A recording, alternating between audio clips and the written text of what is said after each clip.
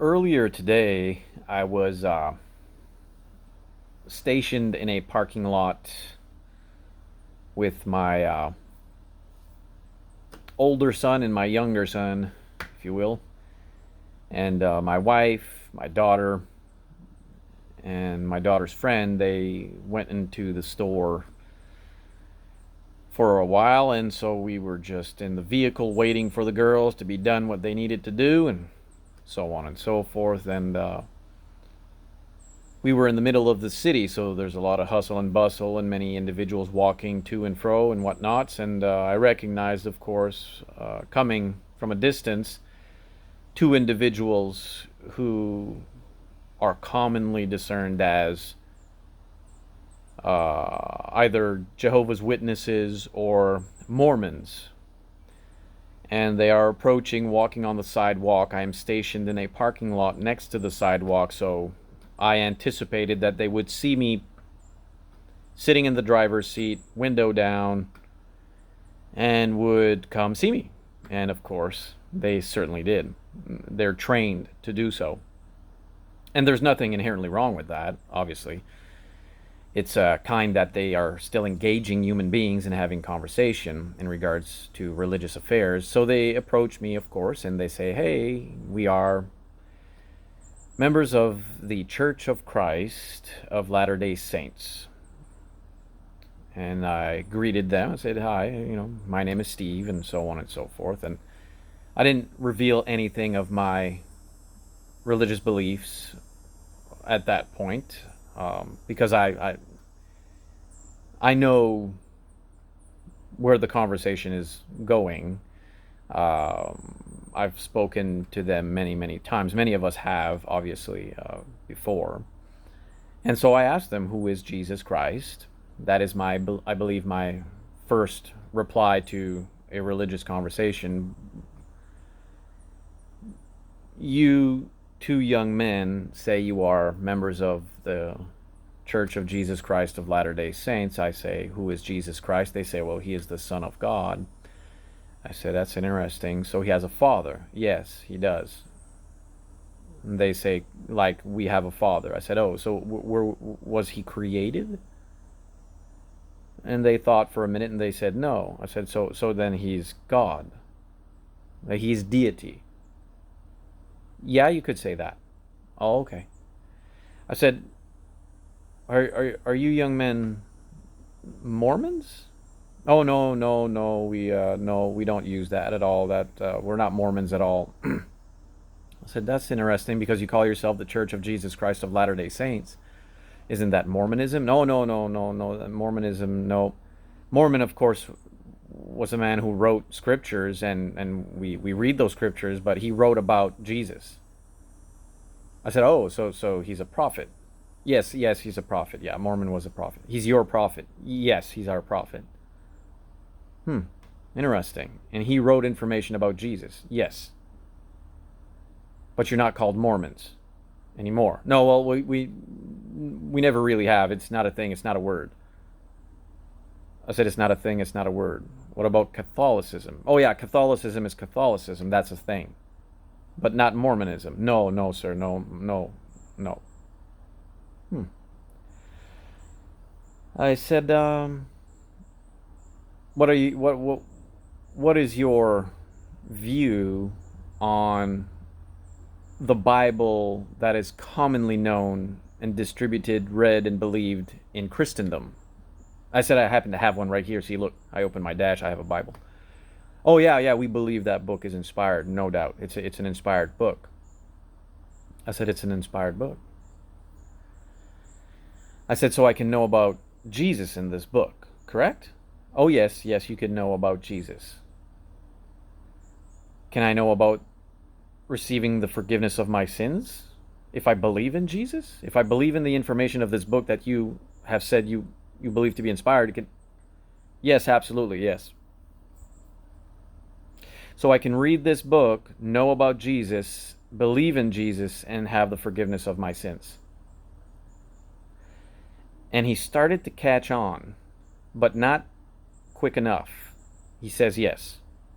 I, I said, okay, I no longer need to engage you in this religious conversation. Your militant upbringing, I assume you were born and raised in the Church of Jesus Christ of Latter-day Saints. Yes, sir, we were. Okay, yeah.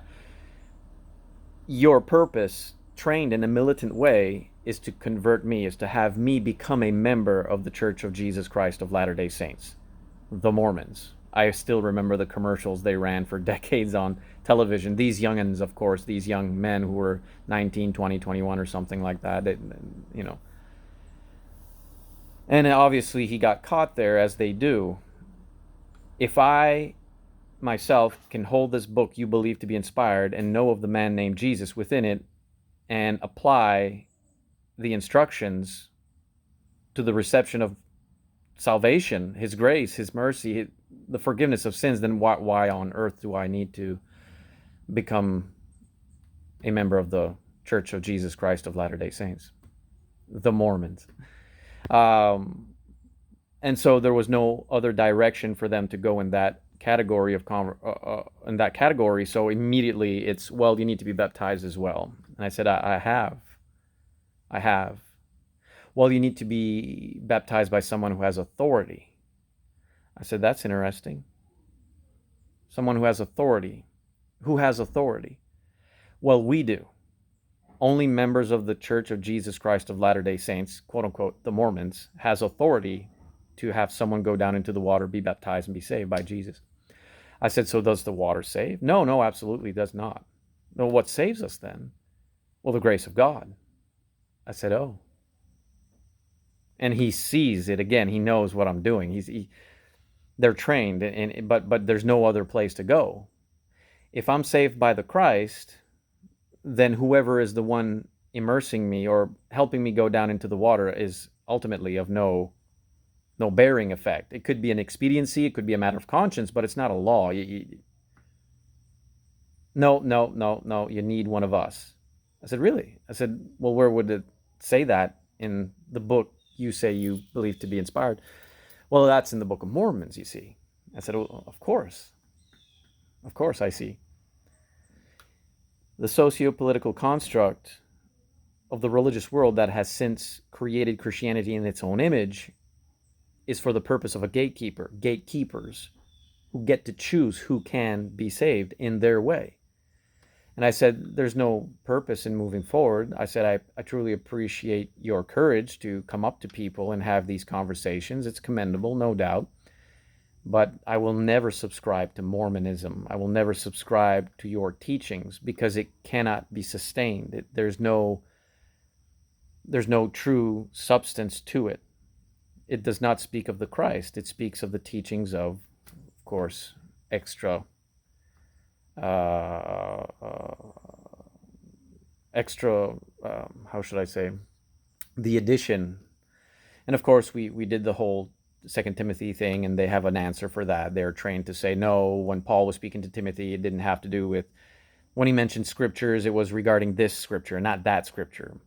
He was stumped with Jude 3, once and for all delivered to the saints. He did not know that one, and so he said, thank you for giving me something to study. I'll look into that. And I said, yeah, go ahead. I mean, something's going on there, I think, It was a civil conversation, a mature conversation. I was not going to belittle them or condemn them high-handedly or be belligerent, and they were quite thankful to that. They said it's quite refreshing to speak to someone who can have a mature conversation without getting belligerent or anything. But ultimately, they are spiritually lost, and it saddens me. And I felt sad for them. I truly did. But I've learned my lesson dealing with Mormons. They are governed militantly in their hearts to bring you to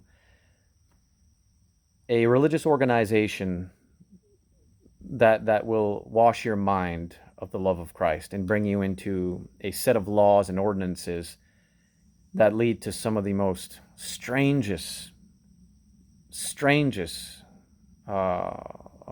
beliefs one can ever have. Nothing, of course, having to do with the Christ. So we ended the conversation, we shook hands, and they went on their way to the next individual they could try and convince. But my children were in there at this time. Everyone had since sat into the family vehicle and was able to hear the conversation, and it helped our youth. They were able to, of course, discern the difference, and they were like, "Wow, that's sad that people speak such strange things and are so bound to falsehoods, yet they are fully convinced." And I said that to these young men. I said, I know both of you are firmly convinced in your conscience, in your own mind, of your belief. I know you've been trained in such a way. I really have nothing more to offer you than please go back to the New Testament Bible and read it well without the influence of anyone else. Though I know, they are not trained to read the Bible independently. These organizations, they are trained to read the Bible through a gatekeeper's interpretation for them. But anyways, it was interesting as always. It's not the first time. It's not my first rodeo with Mormons. But they have, quote unquote, evolved in certain ways and speak different things now. Similar things, but different in their approach or different in the way they try to misguide or interpret a scripture out of its context and things like that. But anyways, yeah. Interesting, no doubt.